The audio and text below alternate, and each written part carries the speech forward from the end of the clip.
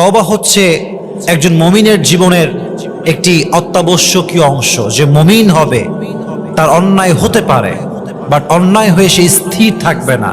গুনাহ হওয়ার সাথে সাথেই সে তওবা করবে এক সত্তার কাছে। আওয়াজ দিয়ে বলেন তো তিনি কে?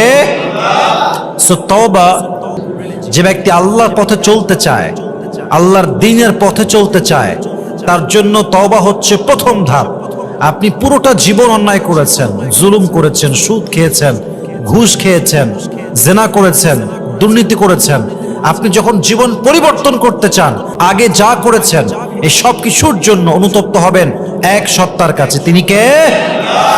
সো তওবা is the first step if you want to change your life. প্রিয় ভাইরা, আজকে আমরা তওবাকে কিছুটা ইন ডিটেইলস হাইলাইট করব, তবে প্রত্যেকটা কথা হৃদয় থেকে অনুধাবন করে শুনতে হবে। মাথায় রাখবেন, যার তওবা করার সুযোগ হয়েছে, যাকে আল্লাহ তাআলা তওবা করার তৌফিক দিয়েছে, এই তৌফিক দেওয়াই হচ্ছে প্রমাণ যে আল্লাহ তার তওবা কবুল করবে, বিধায় তাকে তৌফিক দিয়েছে। সুবহানাল্লাহ পড়বেন না আপনারা সবাই? জাস্ট ছোট্ট একটা মেসেজ শেয়ার করছি।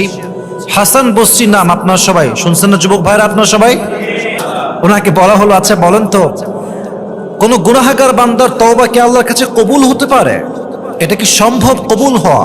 উনি বললেন, একজন বান্দা ততক্ষণ পর্যন্ত তওবা করতে পারে না যতক্ষণ পর্যন্ত তার তওবার তৌফিক আল্লাহ তাকে না দেয়।